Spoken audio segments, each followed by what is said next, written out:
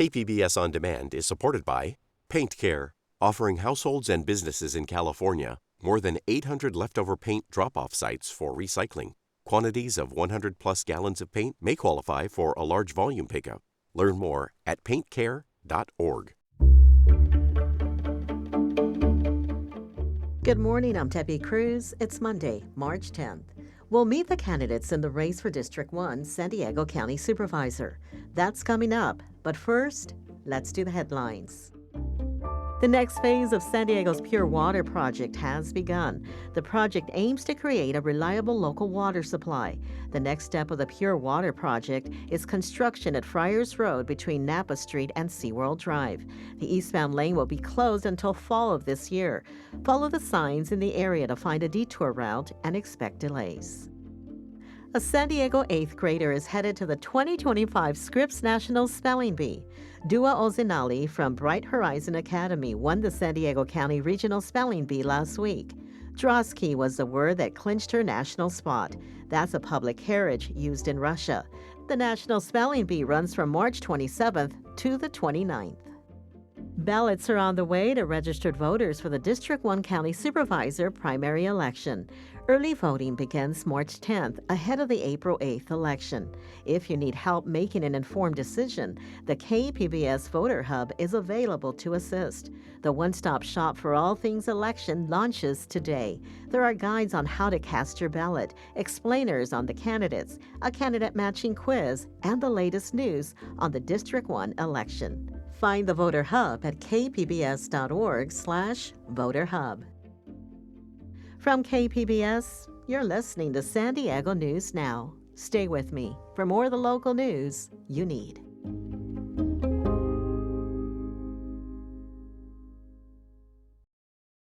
KPBS On Demand is supported by the National Conflict Resolution Center. Geopolitics, a divisive election year, and strained budgets are all topics that can create tension in the workplace. NCRC can help workplace leaders navigate polarizing issues with the Culture, Communication, and Conflict Certificate. More at ncrconline.com.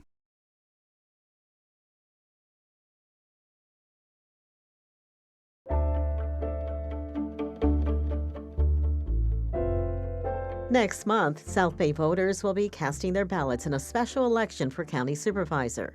South Bay reporter Corey Suzuki says the top candidates are focused on a range of issues, including affordability, immigration, and the cross-border sewage crisis. The election is for the District 1 seat on the San Diego County Board of Supervisors. The district represents the South Bay, which includes Chula Vista, National City, Imperial Beach, and parts of San Diego. That seat has been vacant for 2 months now. That's because in December, County Chair Nora Vargas suddenly stepped down. We still don't know exactly why she resigned. That decision has left voters in the South Bay without a county representative. It's also split the board along party lines, leaving 2 Democrats and 2 Republicans. But in April, voters in the South Bay will finally get to choose a new supervisor to represent the region. Top of mind is the sewage crisis. It's the biggest environmental and public health emergency in the nation right now. Paloma Aguirre is the mayor of Imperial Beach. She's a Democrat and a candidate for the open seat. She says the cross-border sewage flows polluting the Tijuana River Valley should be a top priority for the county. We know now, because of the request that I made to the Centers for Disease Control, coming down and assessing the families, that 70% of our families in South County have a family member that has become ill or have become ill themselves. Aguirre says she wants county public health officials to look closer at how the sewage crisis is affecting students in South Bay schools. She says she would also push for the county and the city of San Diego to consider forming a joint powers authority that would focus on treating the river. Another priority for Aguirre is how expensive it is to live in San Diego County. She wants to improve wages and benefits for county staff and explore new protections for renters across the region. Housing production is one of the multi-pronged strategy to begin addressing this housing crisis and prevent homelessness. It's not just housing production, period. Aguirre has been critical of some recent decisions by the Board of Supervisors on immigration, including a new policy that strengthened the county's sanctuary laws. She wants the county to focus more on funding legal aid programs to help people facing deportation and other services for new immigrants and refugees. We also need to put our money where our mouth is. So the county needs to increase the resources that nonprofits need to provide enough services, especially around legal counsel, Immigration is a federal issue. The county should be focused on county services. Another leading candidate is John McCann, the mayor of Chula Vista. McCann, a Republican, thinks the county should be cooperating with federal immigration authorities. We need to be able to allow our jails, when there is a warrant, to be able to give that to the federal government. We need to be able to work collaboratively on public safety issues with our federal law enforcement, and that only makes our immigrant community safer, as well as our community as a whole safer. McCann also wants the county to prioritize the homelessness crisis. He says the county needs to review its spending and consider building a new set of shelters. As mayor of the city of Chula Vista, I have taken the regional lead to get homeless off the streets. Like Aguirre, McCann also wants to address the cost of living in San Diego County. His plan is to oppose raising taxes and other fees. He's critical of the board's recent decision to explore a new sales tax to offset potential cuts to federal funding. The county needs to go through and look at how they can become more efficient and work more effectively. Two other leading candidates in the race, Vivian Moreno and Carolina Chavez, did not respond to interview requests by KPBS's deadline. Moreno is a San Diego City Council member and a Democrat. She represents the neighborhoods of San Isidro, Nestor, and Barrio Logan. In campaign statements, she says she wants to make housing more affordable and improve public safety. Chavez is a city council member in Chula Vista and also a Democrat. She represents the northeast quadrant of the city. In campaign statements, Chavez says she wants to focus on job creation, funding law enforcement, and expanding supportive services for unhoused people. There are also three other candidates on the ballot: Luis Fuentes, Lincoln Picard, and Elizabeth E. Ferd.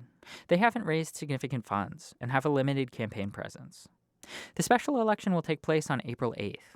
Unless one person wins more than 50% of the vote, the top two candidates will move on to a runoff election in July. Mail-in voting begins this week. Corey Suzuki, KPBS News. You can learn about the election and registering to vote at kpbs.org/voterhub.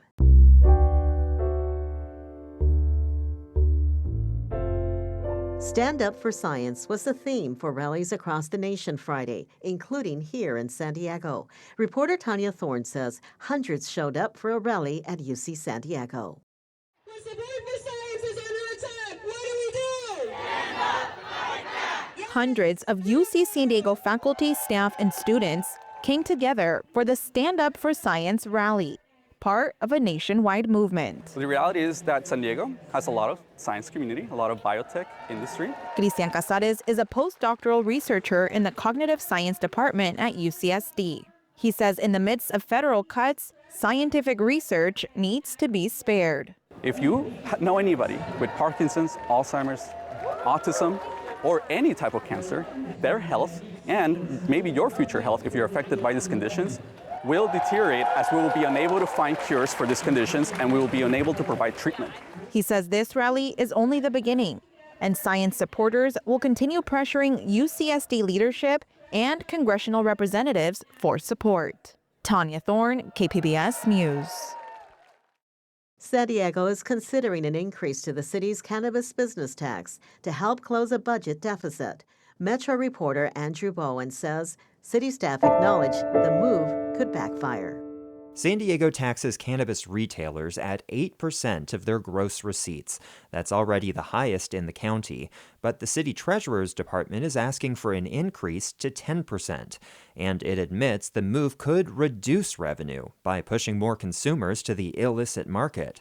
Kimberly Sims is a cannabis attorney. She says a tax hike could also push more business to suburbs with lower taxes and more shops to choose from. Why would I pay 10% tax when I could now go to my La Mesa dispensary and they only imposed a 4% tax? So we're not being competitive with the cities around us. And I think it's short-sighted. The city council is scheduled to vote on the cannabis tax increase Monday afternoon. Andrew Bowen, KPBS News.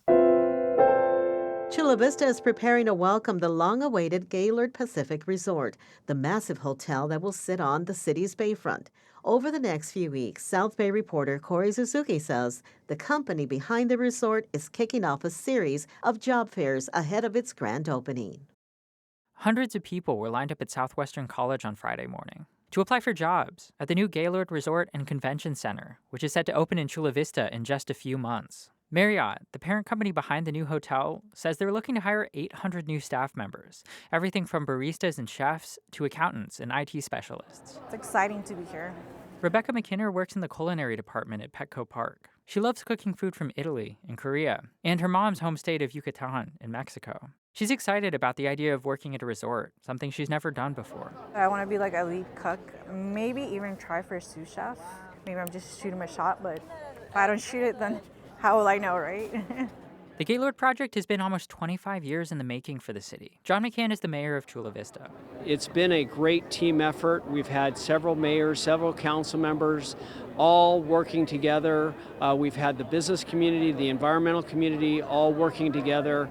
And it's great to be able to now finally say that the Gaylord Hotel Resort will be open May of this year.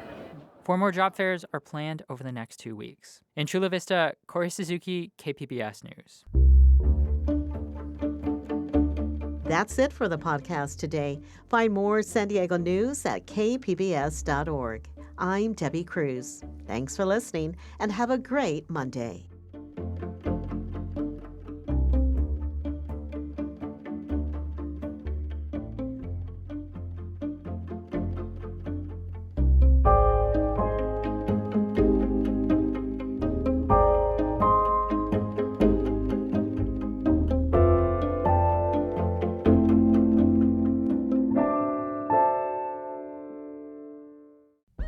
Now on the Finest podcast, the NPR Tiny Desk Contest, we highlight our favorite local entries and hear from the artists who made them.